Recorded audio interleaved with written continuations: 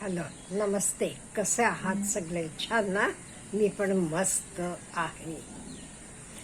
आहो, 2 दिवसापूर्वी बेंगळूरमध्ये एक पोपट घेऊन सगळं भविष्य सांगतात बघा, असे माणसानं एका IT ऑफिसरला कितीतरी लाखांना गंडवला. नो डाऊट पोलीस केस चालू आहे. मध्यंतरी आपण पुण्यात पण बघितलं होतं. इंजिनियर माणूस इंग्लंडमध्ये होता, कितीतरी वर्षानंतर पुण्याला आला. त्याला बंधुबाबानं कितीतरी कोटी रुपयांना फसवलं. मला प्रश्न पडतो, सुशिक्षित लोक पण असे का फसले जातात?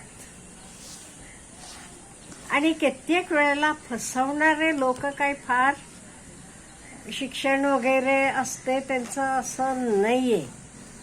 मग आपण का फसले जातो किंवा एवढ्या इझिली का लोक फसवतात, ह्याच्याबद्दल आज आपण जरा कारण शोधली तर आपल्याला ह्यातनं बाहेर पडायचा मार्ग दिसेल. पहिली गोष्ट म्हणजे आपण माणसं इमोशनल आहोत, सरळ असतो. कित्येक वेळेला काय होते, अगदी असं कोणी काही बोलते, आपण सरळ का सहज विश्वास ठेवतो त्याच्यावर, हे पण असू शकते. आणि कित्येक वेळेला काहीतरी एक भीती असते मनात. हे बघा, आपला लाईफ म्हणजे अप अँड डाऊन्स असतात. प्रत्येकाला काही ना काही प्रॉब्लेम्स, चॅलेंजेस असतात. आपण ह्याला वीक पॉइंट म्हणू. तो वीक पॉइंट धरून समोरचा माणूस तुम्हाला फसवतो. जसं पुण्यात ते इंजिनियरला त्यांच्या दोन्ही मुली जरा मतिमंद होत्या, मग त्यांना बरं करतो म्हणून असं काहीतरी एक वीक पॉइंट असतो. त्यामुळे का नाही, कितीतरी हायली क्वालिफाईड इवन राजकारणी लोक सुद्धा कित्येक वेळेला असे लोकांकडे जातात. ती म्हणे असं चिमटीतनं अंगारा काढून देतात. चिमटीतनं काढायचं असलं की अंगारा का काढता, पीठ बीठ काढा की गरीब लोकांना जेवता तरी येईल, पोळी भाकरी करून खातील ते. त्यामुळे ह्यांच्यावर विश्वास ठेवतो आपण. त्यामुळे एक प्रकारची भीती असते आपले. आता भीती ते कोणाला, प्रत्येकाला भीती असते, पण हे भीतीवर मात करून पुढे जायचं हे महत्वाचं आहे.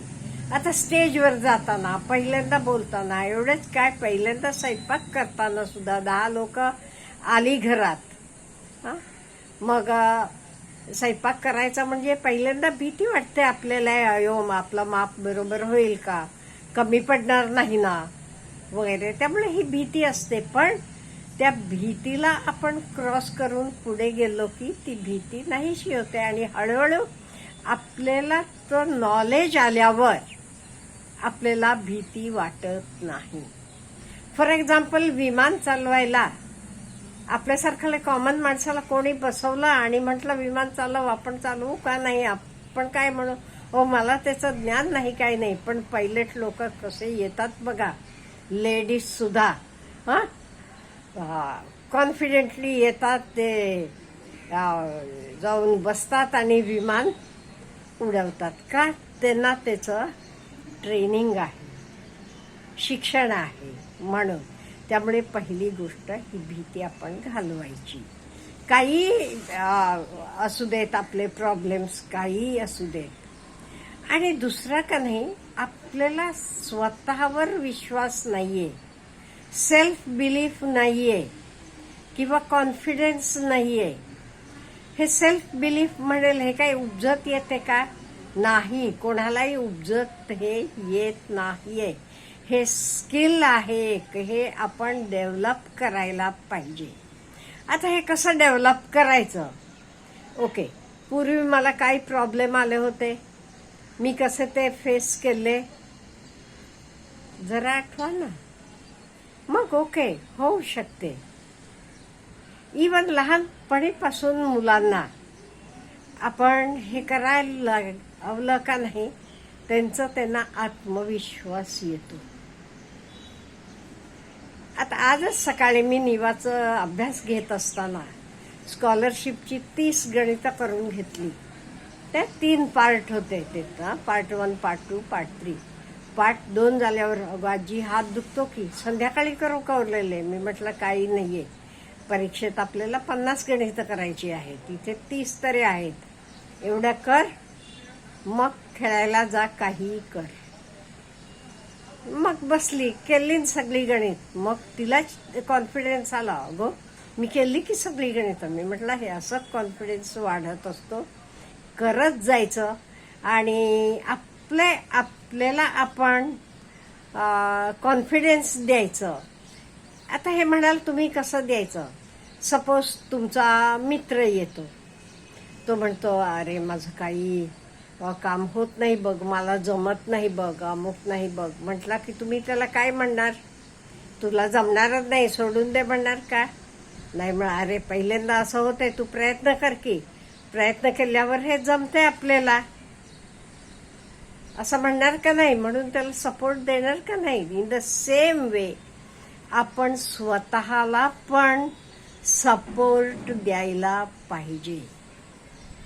हो, तू करू शकतोस, करून बघ, मला येईल ना, यायला काय. अहो बाकीची करणारी लोक आहेत ती पण आपल्यासारखीच आहेत ना, ती काही वेगळी आहेत का?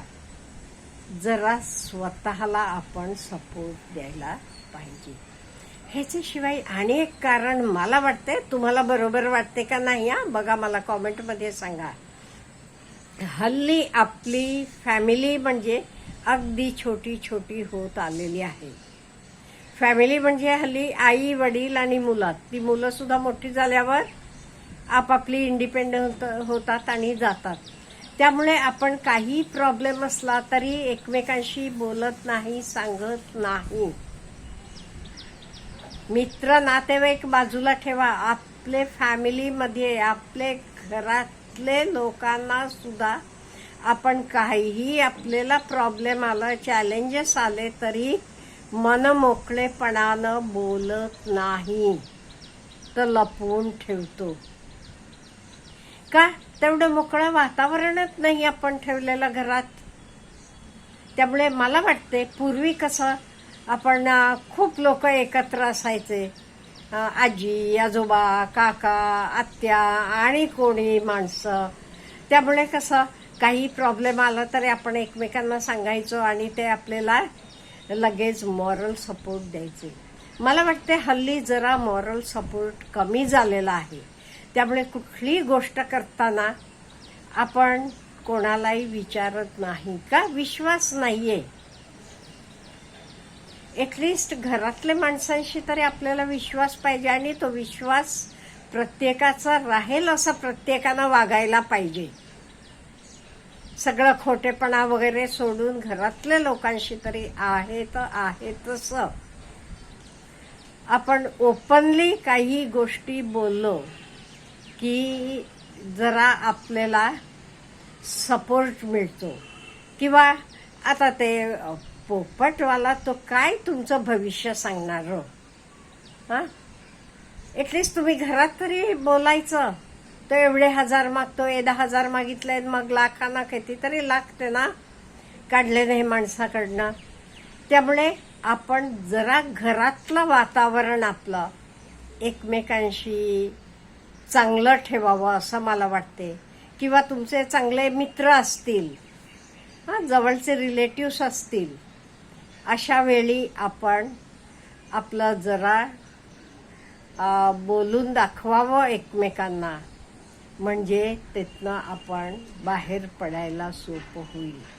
आपण काय करतो, कोणालाही सांगा, दुसरं काय म्हणेल तो, त्याला कशाला सांगायचं. त्या काही असू देत, मोठ्या गुंतवणूक असतात, कधी कधी लोक करून तिथे पैसे बुडतात, सांगत नाहीत.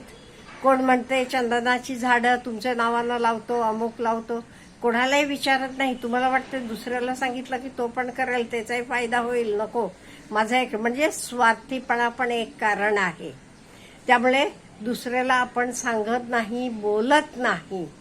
त्यामुळे ह्या सगळ्या गोष्टींमुळे आपण फसले जातो. त्यामुळे कुठलीही गोष्ट, तर आता कोणालाही पैसे देताना असेल, तुम्ही पत्रिका दाखवताना असेल, किंवा असे पोपटवाले सारख्यांशी डील करताना असेल, जरा डोळे उघडे ठेवून वागा. किंवा एवढे डॉक्टर लोकांनी बरा केला नाही आजार, तसं असताना हा बोंधू बाबा कुठलं बरा करणार, हा जरा विचार करायला पाहिजे का नाही.